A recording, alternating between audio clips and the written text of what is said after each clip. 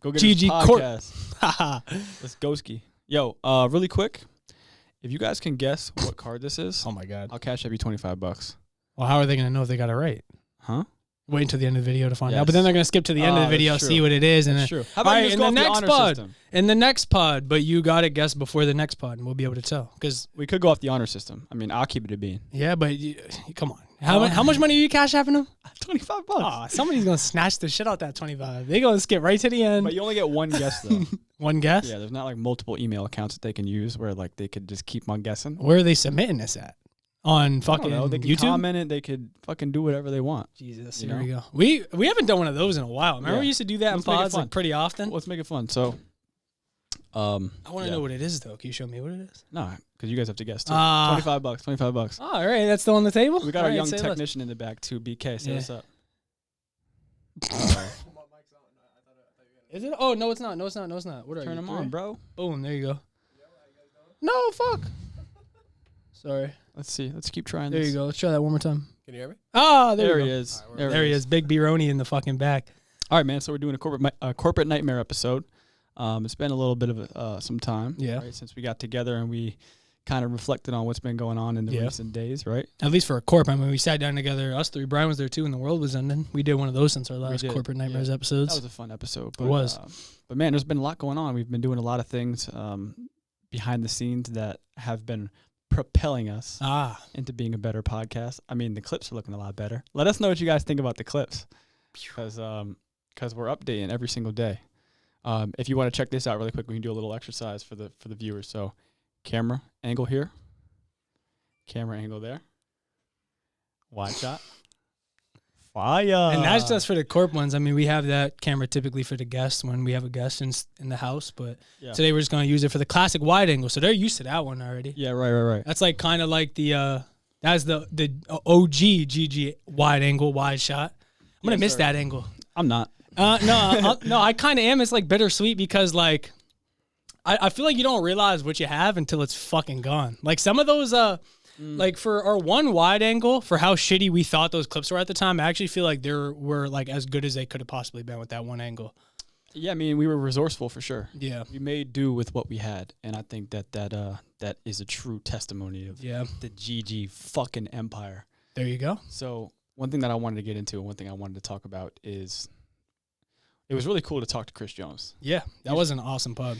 He was a cool guy, man. And before that, you and I were kind of like, whoa, this is kind of a big podcast here. And for those who didn't listen and who are listening now, I mean, he's a big time dude, man. He built and sold a really big company called Pepper Jam. We don't know the number, but we know that It's a lot. It changed a lot. Changed his life, I believe yeah. is how he put it at the time. He sold it to Michael Rubin, which is the guy who hosts the all-white party. That's going to be the clip going out today, too. They're not going to see this at the time of posting, but that clip's going out today. We still got to talk about I think that. you already posted the Michael Rubin. Oh, yes, I did. Never mind. The It Gary is Vee one. That's what I'm thinking. That's what we should have did. There was a lot of We big had name time. drops. We didn't have time. Yeah. We were sitting up here for like 2 hours prior to the start of this pod, waiting for Brian, to get done handling business, as Brian does from time to time.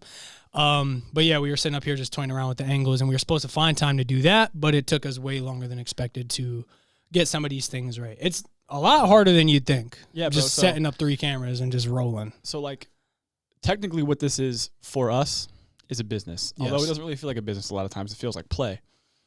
But with a business, when you're like innovating it and you're trying to make it as better as you possibly can, Yeah. it's like putting out fires. Like, okay, we have this one problem and we have to solve it. How do we solve this problem?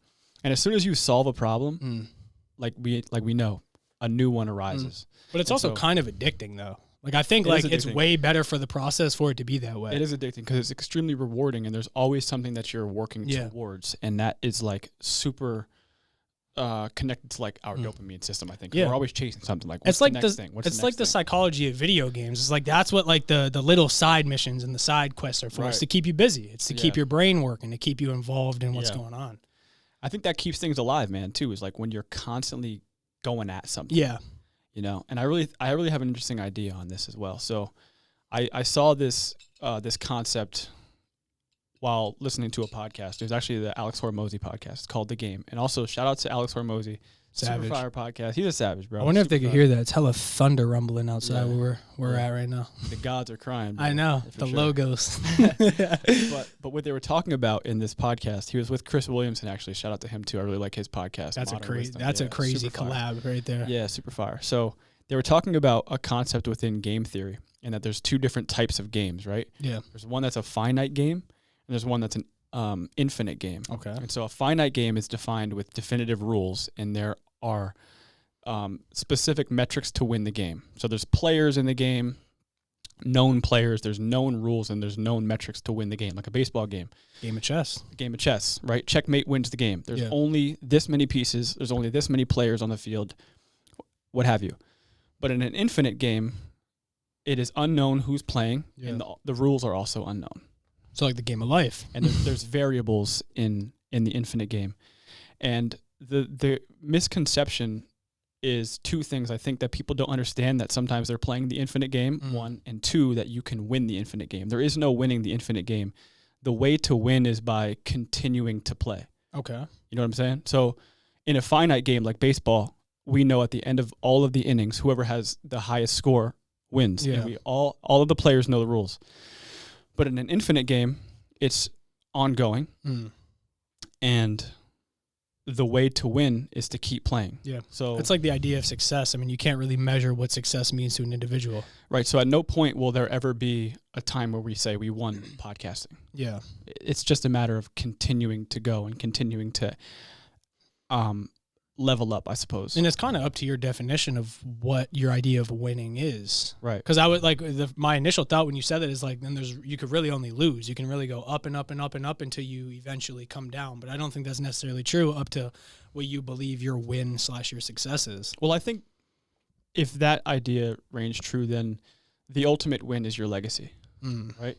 It's like whatever you leave with, and whatever print that you leave is, I guess, a statement of how you played, right? And I think that that's interesting because there's many infinite games that you and I engage in, and that many people engage in. And I think it's important to try to understand what type of game you're in. Like, for example, the gym. There is no winning the gym. No. Right? It's like the only way to define success in the gym is if it's consistent and if you're continually improving in some way. Some of them motherfuckers look like they won. In the gym though. Yeah. Go down to Danko's, they're benching like 415. It's like, at what point like do you move on to squats or something after that? There's always, I get what you mean though. There's always pretty interesting. And then like dieting. Yeah. All that stuff. It's all an infinite game. There's no way to win. It's just a matter of continually playing. Okay. So how do you apply that to what we're doing? I think one of the most important parts is simply just knowing that. Like, at no point will there be a destination in this podcast. There will only be check marks or checkpoints, I suppose you could say. And that's kind of what all these problems that we've been having are. Right. It's like you have a new like mini boss that you have to beat. Once you beat that guy, it's on to the next problem. Right. So it's like for so long we always speculated like, how can we get more angles? Like, we know in order to be up to par with all the other podcasts that are currently all over the internet, we have to be on this level of having multiple angles, and now we're here. This is kind of monumental for a Corporate Nightmares episode too, because the Corporate Nightmare episode is the main episodes where we would talk all the shit about making these changes until finally our last one where we were like, all right, we're not going to talk about that shit no more. We're just going to go with the flow. We're going to keep trusting the process, and whatever happens, happens. And then it literally reigned true. I believe at that point we might have already known, or at least had the plan for what we were going to do. Yeah. But it's crazy how it worked out. That was the one time where we decided to not be like, oh, like we're going to go get these cameras, level up the content, level up the production, and then didn't go through with it. That time we just kept it on hush, and then we actually went through with it. So this is a pretty cool Corporate Nightmares episode for that reason. I'm excited to see what other checkpoints we find ourselves chasing. Yeah. You know what I'm saying? Because I think that there's going to be infinite checkpoints, right? But sometimes you don't always know what the next one is. This is like where like in the baseball terms, I've been learning like the rules, the bottom and the top. I'm sure Brian would understand this. The bottom and the top? Yeah, like the top of the inning, the bottom of the inning. Oh, right. I'm finally starting to learn what that kind of is. And like I might the end of an inning? Is that what that is, right? The bottom is the end, right, Brian? Like the top is the beginning, bottom is the end? Yeah, bottom is the end. Okay. So what I was getting at there is I feel like we're almost at like the bottom of phase one. Like we're at like the bottom of all of the initial like trial and error problems that we have for this pod, like it seems like we're very close to the end of that. Yeah. And then like, it's like, what is the problem going forward? And I think I kind of already know what that is. I think now it's like, how do you push yourself out to the widest audience or the widest variety of people? And how do you get your name heard by like some of the like the greats we want to do podcasts with? Yeah, man, we want to do podcasts with some of the really cool people in the world. But I think it's interesting too, because a lot of people who give us our flowers in regards to the podcast always say things like, it's really cool to have a local podcast. Yeah. And I think that they kind of sell us short in a way, because we're not aiming for that. Yeah. We're not aiming to be the local podcast. Like, we're really, like, we're building. We had this term in the beginning where we said go-getters worldwide. Like, we're trying to take this shit global. Mm-hmm. Like, we want the go-getters empire to reach every continent, bro. And not that like anybody we've done podcasts with, like we feel any negative way towards, because I think like for what it is, everybody that we aim to do a podcast with, that we did a podcast with, it made sense. Yeah. Like they're go-getters in this area. They might be local. They might not be wide and as big as some of the people we want to get on. But I forget who it was. I think it was like, it might have been Chris Jones that made a valid point about that. It's like those people really only want to work with you when they see you doing something. So you got to like be happy with the people that were willing to take a shot on you before you had anything. And that's why I'm always forever grateful for the people that we did podcasts with leading up to where we are now. And I'm happy with every podcast we really ever put out. There's never been an episode that I put out where I'm like, I wish we didn't put that episode out. I got a couple.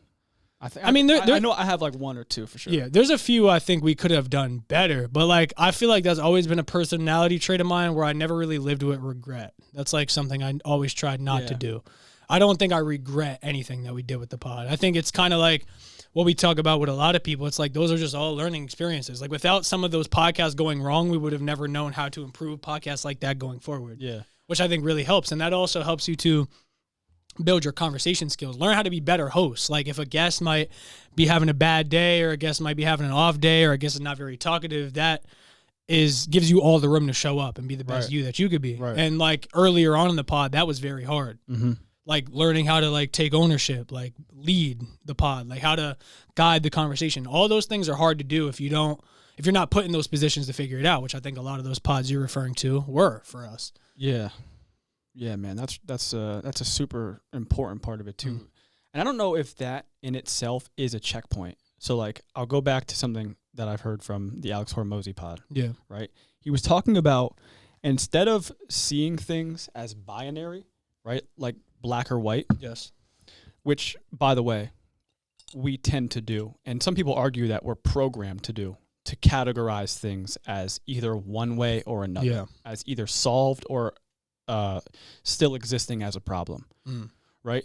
When I think in reality, a lot of things sort of have a gray area. Yes. Right. And this is what was really been on my mind after the conversation that you and I had about complexity. Like nothing is just ones and zeros. No. Like there are so many little tidbits and nuances to every little thing that we experience, to where I think it would be foolish to just try to categorize it as one way or another. So what I mean by that is, with that, with that particular problem, like we need to be better at talking, we need to be better hosts, we need to be better leaders in conversation. I think that although we will inevitably get better at that, I think that that's something that we're always going to have to deal with. Yeah. I don't think there'll ever be a point where we're like, yeah, we're over that, because there'll always be a new hurdle. And the term that he used to describe this was, instead of looking at it as a problem or problem solved, simply think about it as a dichotomy that needs to be managed. It's not something you're going to solve. It's not something that you're going to get over. It's simply something you have to recognize as an ongoing management. It's like a scale. Yeah. Keeping it balanced. Yeah. It's like, yeah, sure. Like I could solve the camera thing. Like this is done now. Yeah. Right. But now with something like that, it's an ongoing thing. So like, there's going to be new curveballs, new experiences, new guests, new personalities that we're constantly going to have to kind of reconfigure ourselves around, where I think it's ongoing. Yeah. That's one of the crazier parts about doing a pod is you really never know what you're going to get out of somebody. Yeah. Especially like recently, like we've ran out of a lot of the people that like say we knew that were like badass people in our area.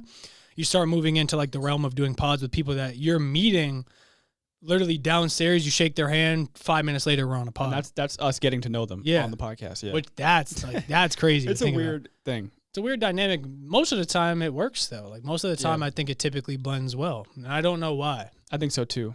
But going back to the Chris Jones podcast, it made me realize a couple things, I think. And one thing that I want to specifically talk about, and one thing that I want to share my appreciation for having to do with this podcast is, for us, bro, it's literally like we're both college dropouts, right? Yeah. This podcast, in a way, acts as our own personal university. Yeah. Like we get to ask some of the coolest people in this city and from all over any question that we want. And we get to sit down with them for 2 hours max and we have the opportunity to learn whatever we possibly can from them, right?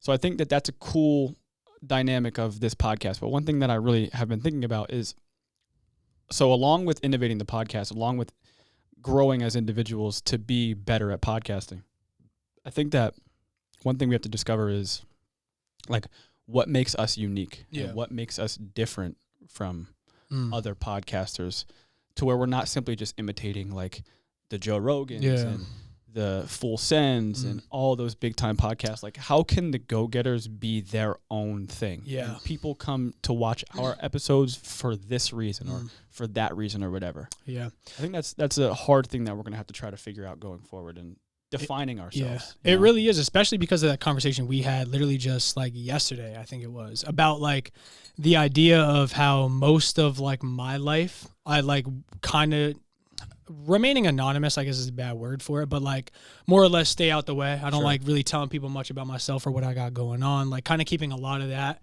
personal, like keeping a lot of the shit about me within myself because I think it's better that way, but also running a podcast in which you're trying to hit the widest variety of people that are literally getting an in-depth inside scoop of your life. It's a very hard balance. And I don't know if I'll ever like be good enough at being able to balance that, because that's like a really hard balance.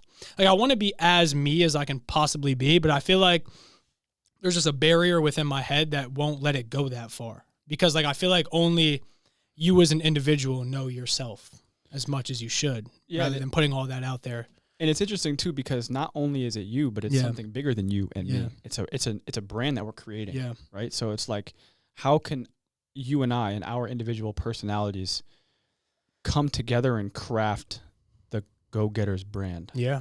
And that's not a simple question. I don't think that's a question that you can immediately have an answer for. No. That's like something you got to lay the foundation for. And like building off what we were talking about earlier, I think that's one of those phases. Like that's like, like phase 2 might be the fucking like the building of the brand. Like how do you start, like we were talking about amplifying your name, getting the word out, hitting a wider variety of an audience, but like how do you make people remember the name? Like how do you make people remember the color scheme, the content style, like what we talk about? Like how do you hit that like how do you find your target audience? Like building the brand, that part's very hard, I feel like, because that part there's no defining it, like you were saying. That takes a lot of time. Yeah, man. It's just, I think it's just as difficult as an individual trying to understand themselves. Yeah.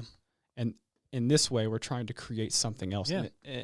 Like an entirely separate entity than us, right? That's like exactly how I was going to put it. And it's almost a bit more complex too, because it's like you're taking the two of us who are already very complex and you're merging it together to create complexity one thing. Has to be the central idea of this episode, because nothing is just 1 or 0, brother, black or white. Yeah, I was telling you too, like in terms of my podcast journey, that's been the biggest thing I've realized so far. Yeah. Like in this entire thing.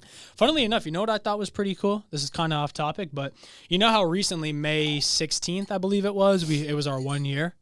Yeah. Like the 1 year anniversary for the pod. Yeah. I just got a 2 year anniversary today of that one time way back in the day where we did like a mock pod on your porch. Do you remember that? We like had your laptop outside with the USB with the one mic in the living room. I think we ended up chalking that idea that night because like we were outside and like the crickets were too loud or the cars were too loud or some shit. We decided to not do it. And then I think we ended up just going in the house the following day or the following week or whatever, and then doing it inside. Yeah. But I had a 2 year memory from like when that happened, which like it really surprised me because I did not think that was 2 years ago. Yeah. So we have been at it for a little bit longer than we thought. Those are like the early stages though, where I don't even know like if we were serious. Like I don't even know if like we had any idea. Yeah. So another thing that I wanted to get into regarding the Chris Jones podcast was a specific thing that we were talking about, and that was goals, right? And the way that he defined goals. And we talked about this with the David Goggins book, remember? Where you read his book, and for some reason it's extremely powerful because you know that what he's saying has merit. Yeah. Because you know him, and you know what he's done, and you know what he does. Yeah. Right? So because you know his character and his actions, all of his words are more impactful. Yeah. Right? So when you were listening to a guy like Chris Jones, who sold a company for millions of dollars, and now he has a huge building in downtown in our city. He has a business of businesses with Damon Wayans, an angel investor. He's all these different things. So when he's talking, you're like, okay, this dude's fucking serious. Like he means what he's saying, and he knows from experience that what he's saying reigns true, right? So I got to thinking about goals, man. And we set a lot of goals, and a lot of those goals actually don't even get accomplished. We actually don't even move the needle on a lot of those goals. Mm-hmm. So I think that goal setting is kind of complex, and you have to find a good rhythm to setting your own goals. Yeah. And you have to find a way to set goals for yourself that work. And I think that there are some universal like aspects of goal setting, like obviously accountability and action and all those other things. But I think that in some way it can be tailored to your unique personality. And this is what I wanted to bring up, right? Yeah. So even when people ask me for advice on how I accomplish things or things that I have done, which isn't much, but it has happened, I always think about this idea, but I'm never willing to admit it to other people because I don't know if it's a good idea. But as of recently, I'm starting to believe that it is an extremely good idea. And that is using fear as a propellant to achieve and accomplish your goals. Mm. And there's an example that I could bring up from Jordan Peterson. I love Jordan Peterson. One day we're going to have him on the podcast, mark my words. JP. And that is a study done with mice, right?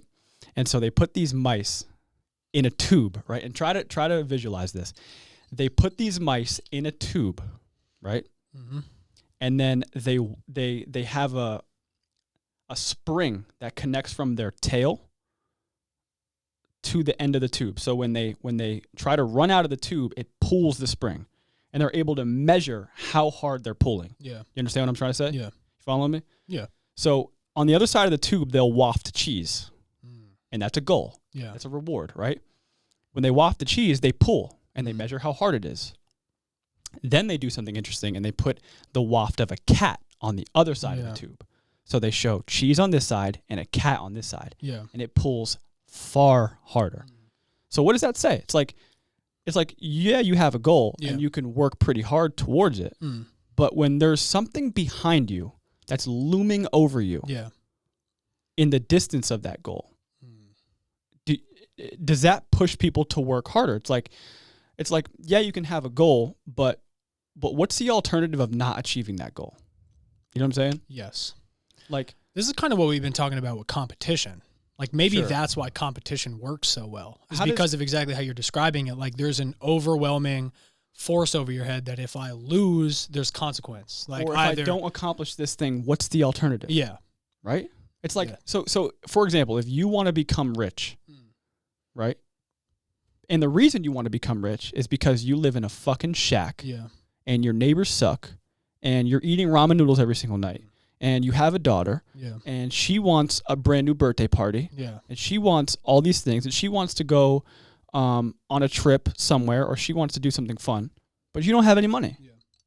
It's like, I want to be rich because I have these whys, right? We talk about why in the background, shout out Zach Kornfeld. But it's like, okay, you have these goals, but what happens if you don't accomplish them? Yeah. What happens in 5 years? Your daughter's grown up, you guys are still poor. Yeah. You guys still have nothing to your name. Maybe that's not a good example, but I kind of know what you mean though. So it's like using the idea of what could go wrong to propel you further than using what could go right to propel you further. Right. Yeah, no, that's a very interesting theory because if I feel like if you really, really think about what can go, like I really think like tying that in, like that's a perfect way to encompass that idea of competition. I think that we were talking about the other day, and I really didn't know why, but until you just kind of worded it that way, it makes a lot more sense to me. So when I think about my like personal goals, right, like growing this podcast and becoming a good martial artist, and building this house to the best of my ability, and all the other goals that I have, one thing that always existed within me that I never share with other people is like, what if I don't do it? Yeah. Then what happens? And like the fear for me, I think, is that nothing fucking happens. Yeah. And one thing that I'm afraid of is like just being constantly the same and not leveling up and not doing anything that is furthering myself. Yeah. If that makes sense. Like if I don't try and do the podcast, if I don't try and get better at martial arts, if I don't try to do what I want to do, then nothing changes. Yeah. And that state of being complacent and I suppose the same kind of bothers me. That's kind of weird though if you think about it too, because that's not necessarily how I was thinking about it, because if you think about who you are right now and everything that's going on in your life right now, it's like it's fine. It's like you wouldn't right now I wouldn't ask for anything different. You know what that means? So like if you ended up failing and it ended up being just ending up right back where you are right here, in theory, it wouldn't be that bad. So why is that like so terrible to think about? I don't know, man. I guess I personally have a fear of not leveling up. Yeah. Like not growing at all. Like I always kind of condemned the people who were doing the same shit 5 years ago that they're doing today. You know what I'm saying? Even if it's positive, you think though? Like even if what they're doing is positive, if there's no measurable change, you think it's still negative? I don't know, man. Yeah. I don't know. For me, yeah. Yeah. For others, maybe not. But there's other aspects of that I guess I will share, like in regards to my mental health. Yeah. Right. So like one of my whys on my background is feel good so I can be good. Do what it takes. Know your cards. So one of my goals is to like stay fit and to exercise and to continually grow my spiritual practice and stuff like that. And it's a goal to do that. And I look at it as, what if I don't? Yeah. You know what I'm saying? What if I don't do that? Yeah. What do you see? I don't know, man. I don't know. I think I can go to a dark place. Yeah. You know? I try very hard not to think about that. I get into some rabbit holes in the old psyche though sometimes. I do too, but I think I'm cursed with and I think a lot of people deal with this, but I think I'm cursed too much with living in the past and future and not the present. Like I'm never thinking about what can go wrong right now. I'm always thinking about what can go wrong in the future, or what has went wrong, or what has went right, or what could go right in the future. Like I'm kind of cursed at just seeing those two perspectives. Like it's like, and it's funny too, because it's typically when I get caught in the meta, but like I follow a lot of people that are like pretty wise about like how to control what you do on social media. And a lot of the time, like I always run into the same common theme where like people will preach to live more in the moment online. Yeah. Like I'll see that reoccurring a lot, like on Instagram or whatever. I think Alex Ramosi actually is a recent tweet that I've seen about that specific thing. It's just like living more in the present. But I have such a hard time doing that. I don't know why. Yeah. Like I really don't understand that. Because I've tried. Like there's been so many times where I've tried to just be calm. Like don't fucking worry about anything else. But I feel like in a way, if I didn't have that ability, I wouldn't be as proactive about solving problems, like especially in terms of the pod, like because I'm always thinking about what's going to come next and how do you solve that problem. Yeah, bro. That's like the monk's dilemma. Yeah. Like, how can a monk fucking, build an empire? Yeah. It's like it's hard because he's always just currently where he's at. He's never foreshadowing what could be or what possibly could be. What are you saying? I thought you were going to try to say something. Our producer's laughing in the background. Something funny back there? I don't know. Kev was just talking about his the inner workings of his mind. Yeah. It's kind of like the monk, man. I don't know. The monk, man. Yeah. You fucking made me lose my train of thought, though. Fuck, bro. There's something I really wanted to say. But I could say, like, okay, so you might have a goal to reduce your media consumption. Yeah. Right? And there's a reason for that goal. Yeah. But what if you don't? I think, all right, I kind of remembered what I was just thinking about before. And I think part of my problem with philosophy, or like the idea of some of these topics that we're talking about, is literally exactly what we've been talking about, but that the idea is complex. So it's like, even if you do learn to solve that problem, like I was just talking about before, like my problem of living in the past or the future. Mm-hmm. If I was able to master that and find a way to just live in the present, it's still very complex because then that dampers my ability to be able to look towards the future. Well, I think that might be an ongoing practice. That might be, as Alex Hormozy would say, a dichotomy that needs to be managed. Well, that I need to figure out what that like, maybe you'll never get to a point where you could live in the present. Yeah. Maybe you just have to understand that it's an ongoing practice, and it's something that I constantly am being challenged to do, and it's something that I have to continually practice. Kind of, I guess, like a better way I can describe what I mean is like, think about like how we were discussing the pod earlier. And it's like when you solve something, like you might wire something correct this time, but then that's going to create another cascade of problems. So I think like life is very complex in that way. Like while you might solve the problem to like just whatever problem it is you're experiencing in life, in solving that problem may create other problems in other areas. That's the complexity I'm referring to. Yeah. So it's like, even if you think you're building towards a positive outcome, which in the light you probably are, like you're conquering a problem within your life, that I believe that that's only going to lead to other things. They don't necessarily need to be problems. They don't necessarily need to be good, but it's going to lead to other things regardless. Yeah, from like a life standpoint, right? Yeah. Because it's true for the podcast as well. So like we solved the camera problem. Yeah. But then we have problems with like wire management, and then one of our cameras is kind of shaky, and then we have problems with lighting and the placement of the angles and all that other stuff. So there's more problems more problems arise as problems are solved. And to break that down to a deeper level, I know how you were just referring earlier to like mental health and like fitness, for example. Now I'm not saying that the two correlate, but say like I think they correlate. And okay, so that even works a little bit better. Now say mental illness is what drives somebody to be very proactively physical in the gym. If you solve your mental illness, what if that takes away from you being so hard on yourself in the gym? See, my understanding of it is that the gym and like just fitness overall actually contributes towards the solution for mental illness. But I don't think that mental illness is something that, maybe I can be incorrect about this, and maybe I'm wrong about this, but maybe that's something that just has to be managed. You know? It doesn't necessarily go away. It's like like you were talking about earlier, the infinite game. Yeah. It's like you're dealing with that forever. You're just finding a way to put out the fire for now until it comes back. But the benefit to management is that as you continually manage an issue per se, you become better at it. Yes. You know what I'm saying? So definitely. So if we were using the example of an office, right? And there's a new manager of all of these different positions within the office to keep the business ongoing. And the manager is new, so he has a hard time day one. Yeah. But as he continually attempts to learn what it means to manage an office and different skills and techniques, he will over time become better at this position. Yeah. Right? It's that idea. Mm-hmm. And then that just leads to bigger issues for that person who's more weathered to handle these problems. Maybe. That's like the complexity that like I keep going back to is like no matter what you solve, it's always going to lead to something new that requires what you had previously learned and everything you previously learned to tackle a bigger problem. I think that there are certainly maybe like situations in which solving a problem doesn't always lead to complexity, though. I think that you're right for all of the things that we've been talking about, but there are instances in which you solve a problem and the problem goes away. You think? Yeah, like maybe.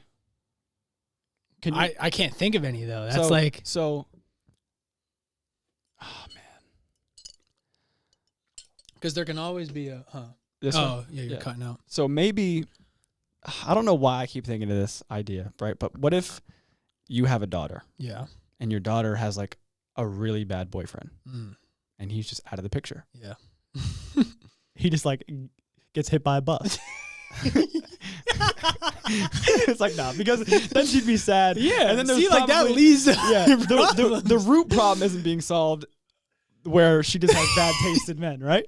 But maybe there's another situation where that I think Darian's hitting at something here, Brian. I think he has a little girl in the way. Shit.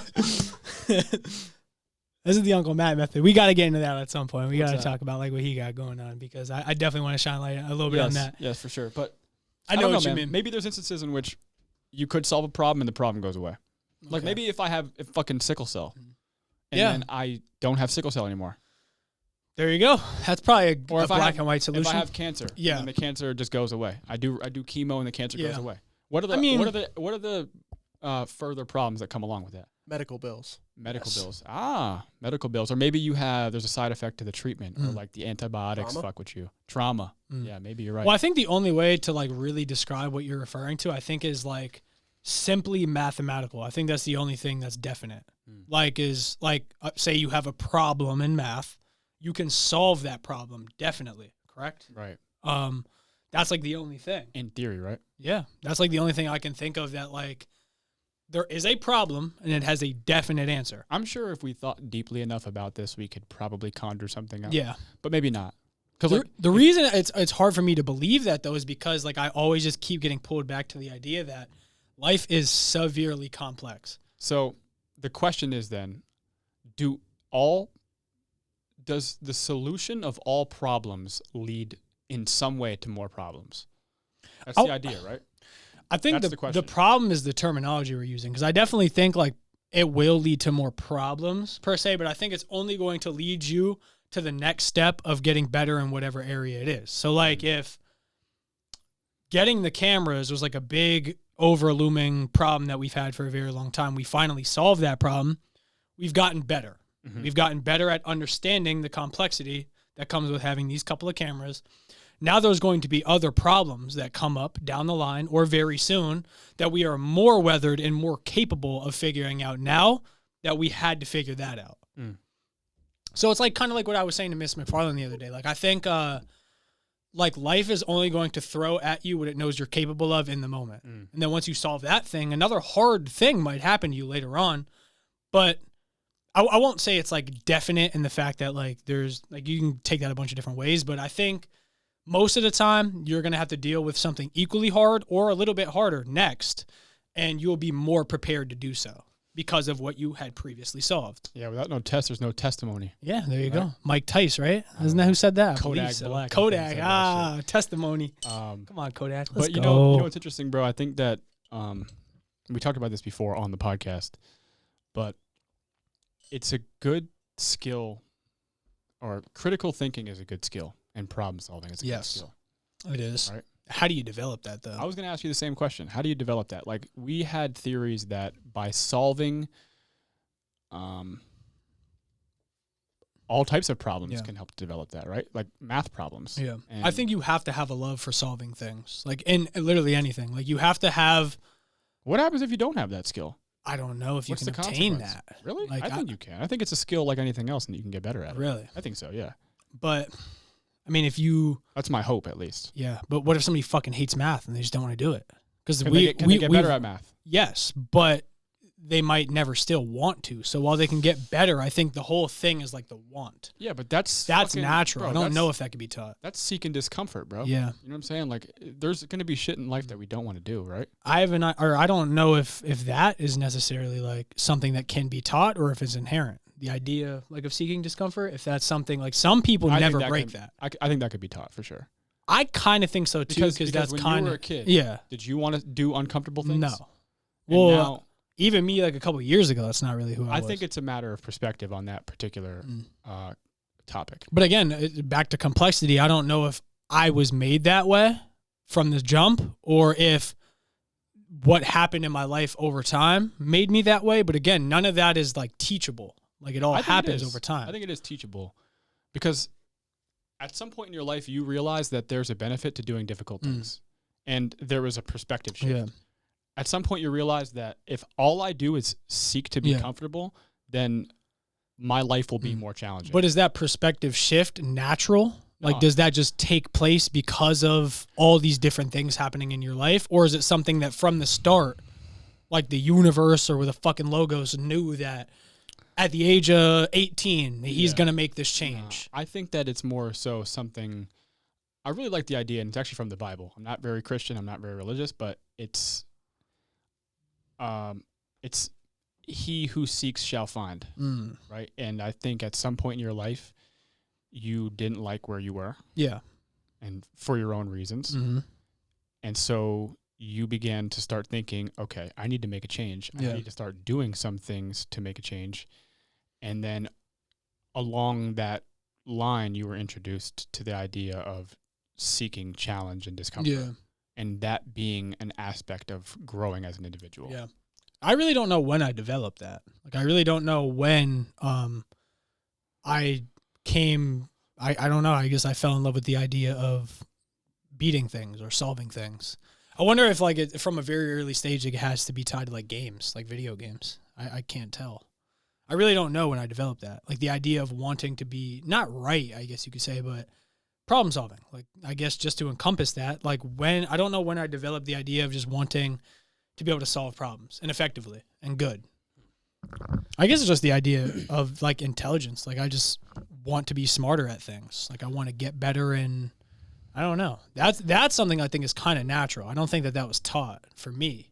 I don't know. I think at some point you probably wanted to change something and then you started to embark on that type of path. I think that's usually how that goes. But with that particular problem of wanting to be better or wanting to change, or maybe some people can recognize it as not wanting to be a bitch. Yeah.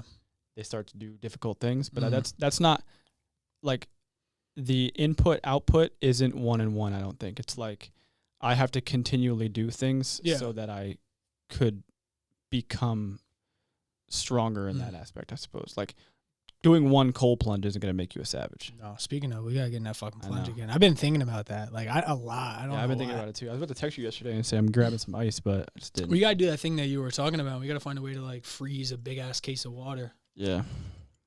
Don't you have a big freezer at your crib? Well, I do. I don't know if it works, though. Did he tell you about that idea? Like, rather than, like, buying big bags of, like, ice every time you want to do a cold plunge, he's seen something online that was like, just buy a big case of water, freeze the entire case of water, and then all of the individual bottles of water will be frozen. Then they will thaw out on their own. You refreeze them. So it's like you just keep reusing the same bottles, just keep refreezing them, so you don't have to keep buying ice. Okay. It's a pretty good idea. Yeah, that's interesting. It's a genius idea. Why? Is it What you have a plot hole? Is there a better idea than bottles? Because bottles are kind of clunky. I thought like gallons, but like. What about balloons? You think balloons would work? Balloons would pop. Really? Yeah. Oh, the ice would pop them for sure, yeah. Once they turn to water, too, they're just like water balloons. They get hit by anything. Like they're going to pop. But as they froze, they probably, like the rubber around it would probably pop too. Is there anything better than a bottle, you think? I think like gallons, probably. Like rather than freezing a big ass case of water like that, if you froze like 4-gallon water jugs and then put them in the thing, maybe that'd get the water nice and right. I don't know. I got to get back in that cold plunge. Brian, what do you think? Is this podcast going in a straight line, or is it kind of all over the place? I mean, it's definitely like. Is it complex? It's definitely probably complex for sure. It's definitely complex. Game of life, right, buddy? You want to play this? You want to fucking run this? We could just let her go, you know what I'm saying? Nonetheless, though, I got to get back in that plunge at some point. I'd be ducking the plunge. The last time we got in the plunge was that Dallas tub, son. You remember that? Yeah, it was barely a plunge. It was though. barely a plunge, but cold. It was a Dallas plunge. At least you like get it halfway out the way, you know what I'm saying? Was it cold there when we went? In Dallas? That was warm, right? It was hot as warm. fuck, yeah. We got a good week there because it was early on. April, it rained once. And it's still, I think it might have. No, I think it was supposed to. Oh, actually, no. The day that we did the pod with Ryan Benoit, I think it rained for a little bit. Yeah. And then it stopped. Shout out Babyface. Yeah, Babyface Benoit, son. But yeah, no, we had a beautiful week down there in Dallas. Yeah, man. I think that, yeah, it was fun. It was fun in Dallas. Shout out Uncle Matt's podcast. Let's figure out. I think it's just called the Matt Sachs Pod, right? Yeah. The Matt Sachs Pod. Fuck. He's gonna be. We could put a link, or we could put like a picture. I will. I just want to show the people. The Matt Sachs Pod. Hello, my friends. Welcome to episode number 1. Check it out. Matt Sachs Podcast. Check it out. It's on Spotify, right? Huh? It's on Spotify, right? Yeah. I don't know what he's going to do about like YouTube and cameras and whatnot going for it, but we have that trip to Colombia. That's getting realer and realer and realer, son. If that goes down, bro, this is going to be, I think, one of the coolest years of my life. Yeah. For sure. Running from the cartel, buttons down, button up shirt, fucking AK-74 use, with a cigar in the mouth. Yes, sir. Or the fucking like cowboy hat or something down there in Colombia. Hat on the ass cheek. That's going to be the end of a crazy story, son. A crazy phase 1 venture for this 2023 year. Yeah, this was a cool ass year. And I think one aspect of why it was a cool year is just because I did a bunch of wild shit. Yeah. I just did a bunch of wild shit this year. Just fucking saying yes. Yeah. Like, that's like what it was. Yeah. And like kind of recently too, like I feel like I had like a mini thought the other day. Like I feel like something clicked where we recently just decided to not give a fuck about spending money on the pod anymore. Like before, like for example, like it might have took us a few months to just come to terms of buying that AC, but then we finally came to terms with like, oh, we need an AC in there, and we just went and did it. Yeah. Like, but like with a lot of different things, like all the cameras, obviously, like the ATEM, obviously we were in a better situation, so we were able to do it. But all the cables, even like decorating going forward, all the things that we want to do, I feel like we're way more like willing. Well, I know I am. I'm way more willing to just drop the buck on it now because I want to improve. We really weren't in that great of a situation when we copped the cameras. I think we made a fucking move. What the fuck happened to the bottom of that thing? Oh, you torched it and made a smiley face. Did I do that? Yes. I don't believe I did that. I think you were drunk. I actually, there's a chance I did that. There's a good chance you did it. I don't know why the first thing I thought was Jake did it. I don't know why. Somebody torched it and made a smiley Somebody face. did. I don't know. You were just lifting it up, and I thought it was kind of freaky. I just saw like a smiley face looking at me. I'm like, who the fuck did that? What were you saying, though? Sorry. I was saying that we really weren't in that great of a position before we bought the cameras financially to just pull the trigger. We actually, to be transparent, we took out a loan. Yeah. Right? And we bought all the cameras. That's badass, bro. It is badass. I'm willing to start playing the debt game. Yeah. You know? Well, I mean... Uh-oh. Uh-oh. Who's here, Jack? No, don't bark at him. Let him out. Go ahead. Go see who it is, buddy. Go, Jack. Go check him out. Nope. You don't want to. Jack, our in-house studio defender. That's what I learned from playing cash flow, though. Yeah? Yeah, just play the debt game. I learned it from Lil Baby himself. Jack in there? Yeah. What? Oh, in the frame? Ah, look at Jackie. Look at that boy. He happy. Jack don't, like, he don't be happy when I be petting him, though. I be wondering, he don't want to let his guard down? Is that what it is? No, I mean, he's cool with Brian and Anthony. No, I mean, he's really cool. I mean, he's been cool with me for a long time. I just feel like he don't look as happy when I'm petting him as when you're petting him. Really? Yeah, definitely I think not. Jack's a one-man band, bro. He don't really get down with many people. Yeah. See, when you're gone, he comes in the bed with me and Laura when we're just hanging out there. Yeah. Same exact way. Masculine imperative. Masculine imperative. That's what Jack's living off of right now. Look at him right now. He's fucking enjoying life, buddy. Was there any other key points, though? Like anything else that we wanted to bring up in this pod? Let's see. Let's check her out. I think we pretty much touched on all the things I wanted to talk about in this trip. What about your competition? I know you wanted to talk about the competition a little bit. So that was a part of the fear topic that I wanted to bring up. You know, just saying yes to things. Like this year, we bought new cameras. I traveled to North Carolina. We traveled to Texas. I ran a fucking Spartan race. Did a jiu-jitsu competition. We might go to Colombia. It's a big year. It's a fucking savage year. Brian and I started jiu-jitsu. That was another one. You guys started doing jiu-jitsu. That's crazy. Yeah. It's a lot of fun, too. But a lot of it, man, a lot of it involved a whole lot of fear. Yeah. And that's something that I'm trying to get better with. It's a dichotomy to manage. Yeah. You know, learning how to handle fear. And I signed up for the competition. Brian's laughing at me. You keep saying it. I looked up the definition. Could you tell people what dichotomy means? Because I've never heard that word before today. I never did either. Let's look up the definition. Well, no, I feel like I might have heard of it, but I definitely don't know what it means. It's pretty simple. It just means a division or contrast between two things that are represented as being opposed or entirely different. But I just wanted everyone else to know because he said it, and I was like, what the fuck? That's a term that I heard on the podcast. Alex Hermosi. I'm not going to jack that I'm a vocabulariist. A vocabulist? Yeah, whatever. But, yeah, man, the competition was cool. I was super, super scared. I was super nervous to do it. What is that, though? What do you think that is? I don't know. It's complex. Yeah, it is. Well, you've obviously performed on a wide stage like that in football, and you obviously perform currently on a wide audience in podcast form. So why is that any different? Well, with podcasting, there's not tons of people here watching me. Yeah. And the chance for me to be humiliated at the hands of another person is actually like zero. I feel like this is freakier, though. Unless you just reach over the table and smack the shit out of me, and then we post it. Then that would be like, that would be, you know. But this has like, yeah. But no, I mean, this like has the potential to like be seen by way more people. Like in theory, you would think this would be freakier. Yeah, but you don't like. My brain doesn't know how to measure that. Yeah, you know what I'm saying. That's like what we've been talking about. That's like a very weird. Have you ever heard of that idea, Brian? There's like there was this book that was made or the study that was done that it basically, and this is gonna sound fucked up, but it's just for the number. Seriously, people were like correlating. I think it was a book about the Holocaust, and like they were talking about like like the way that it was described in the book is like we as humans get freaked out by the idea of a large number. It's like when we think of like 6 million people dying, we're just like, oh, 6 million people.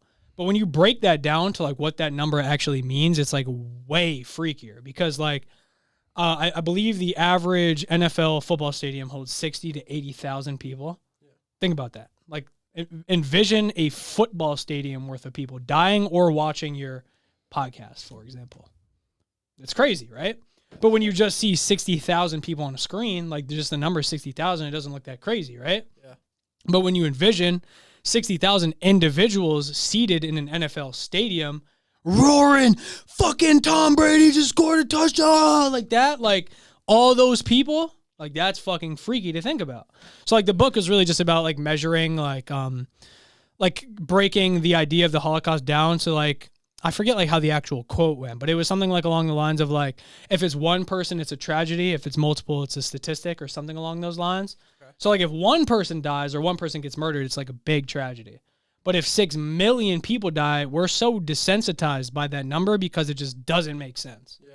So that's kind of like the idea. And he and I were like applying that same concept to like viewers that watch a podcast, for example. So say like we have 770 subscribers. Like that doesn't seem like a lot of people, but 770 people is like 2 times my graduating class. Like that's a lot of people. You know what I mean?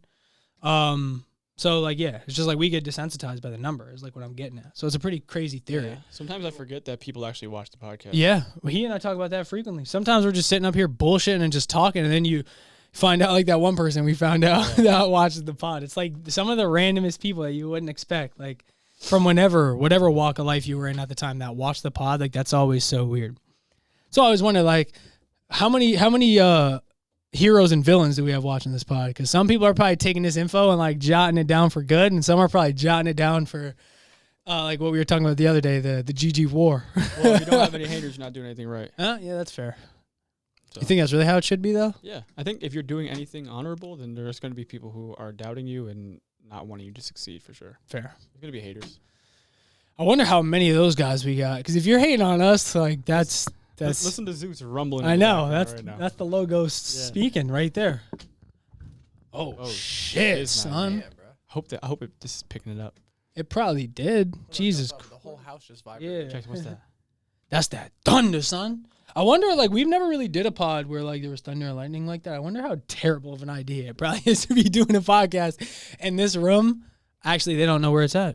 We're in a flying spaceship right now. Yeah, this room is actually attached to no particular structure. It's just floating in space. Yeah. Wouldn't that be awesome? It is. That's true. Make your move, asshole. Oh, on the board here? Yeah, on the board. Why are you doing this to me, bro? Coming out strong, brother. Oh, yeah? Some of the best conversations, they happen over a chessboard, but I have a really hard time focusing on chess and conversation at the same time. What about you, Brian? Are you a big talker while playing chess? Depends what I'm doing. Like, if I'm having a bad day, which I have been these past few days, I'll try to stay silent. But if I'm like on a good day, I'll have a whole fucking conversation, play video games while I'm playing chess. Yeah, Brian's the only person I know that could be literally in the middle of doing anything and start playing a chess game.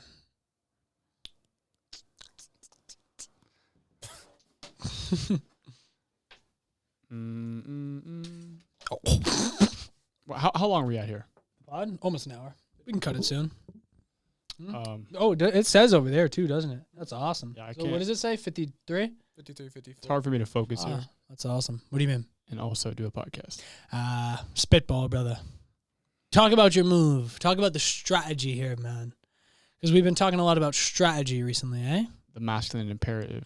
The imperative of the masculinity. Oh, Jesus. Can you pick that up, please? Is he about to sauce my walk with this? You know me, brother. I'm a big time chess player. Big time. Big time chess player. Not a big time chess player. I mean, I can't see everything, but I think that was a terrible move. Was a terrible move. I haven't played chess in a very long time. The fuck? I thought he was like pulling something out of his sleeve, son. No, not at all. Pulling an ace out of his sleeve. No, not at all. Like I said, that was a very bad move. I didn't realize until I did it. Sorry, guys. I haven't played chess in a long time. Give me a break. I'd fry most of y'all, though. Just know that. Really? Yo, so we going to NEPA tonight or what? What do you guys want to do? I want to go fucking roll to death. I say we just go and we get our ass beat. No, bro. I'm telling you, you guys are gonna go against some good guys. Mm-hmm.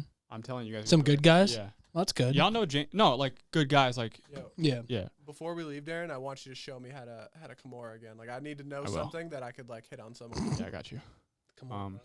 No, I'm going for that rear naked today, son. You guys gotta talk to James though, and let him know like you've been training and stuff like that. Yeah. You're good to roll. Okay. So, but like, what does that mean though? Like, are we just gonna get thrown there to sharks? Because that's something I really don't want to happen. I mean, yeah. Do they're live rolling in there? Yeah. Okay. I mean, maybe it's like you know what I mean? let somebody know like, yo, I'm new to this. Like, I just want to flow or whatever. Is it no gi too? Yeah, no gi. Okay. Tuesday. No gi Tuesdays. Darren, how hard was it for you to rank up to blue belt? Because I was told that like unless you do like a good amount of gi stuff, like it's kind of like I did a lot of gi, but I don't understand what you mean. Like how, in what sense of difficulty? Like I was told like, and I guess because like Bad Company doesn't do like a whole bunch of gi stuff, or at least not everyone there does. Yeah. I was told like one of the guys, he's been doing it for like 5 years, I think, and he said he's still a white belt, but he just does not participate in like anything with the gi. But like he's skilled enough where he should be at least a blue belt by now. Mm. Yeah, that's a thing. I mean, if you're undeniable, they'll just give you a belt. Okay. You know what I'm saying? Yeah. If you're competing a lot, especially. Okay, I don't think he can beat very often. I think he did actually compete at the you know, who is it? I'm not good with names. If I see him, I'll be like, hey, that's him. Is it even possible to reach black belt level without competing? In theory, I think so. Really? Yeah. Just interesting. Into a Gracie gym, find a Gracie, whoop his ass in jiu-jitsu, you know? How that going to actually not how it works, though. You can't snatch souls like that in jiu-jitsu. Nah. It's not how it works. Not like Shang Tsung. Shout out Mortal Kombat. We got to run that, son. I just seen a video of Mortal Kombat Check the other day. Thomas. I think we should wrap this bitch up soon. Let's do it. Yeah. Brian, great job, buddy. Appreciate you, man. You're doing great. Guys, we love you. Corporate Nightmares fucking, what number is this? Let us know what you guys think about this episode. Christ. It was just some ideas we were trying to string together. And, yeah, we got to get better in all fields, man. I kind of like that, though, like how we were talking about it. Like these episodes, and maybe like that's probably just how corporate nightmares will be a lot going forward. Speaking of, neither of us are even experiencing the corporate nightmares right now. We're both unemployed. Brian got a job right now, though. I do have a job. Brian. You go on the GG Instagram page. By the way, you should go follow that. The number one thing in the caption is currently ducking the corporation. Yeah, ducking the court. Where was I going with that? Oh, that these episodes are good, like just a little brain dump to like talk about some of the things that we've been talking about behind the scenes. And there's room for us to get better at articulating ourselves and stringing together ideas. So hey man, this is episode what, 62? Actually no, 61. This will be regular episode 61, but this will be corporate namers. That's what I was doing before you just reminded me. So yeah, man, we're just gonna continue to get better, continue to grow, and corporate number 7. That's what it is. Lucky 7. All right. Love you guys. See ya. Peace. Subscribe. Like, subscribe, share with a friend. Fucking follow the Instagram like he was talking about. Let's go. Peace.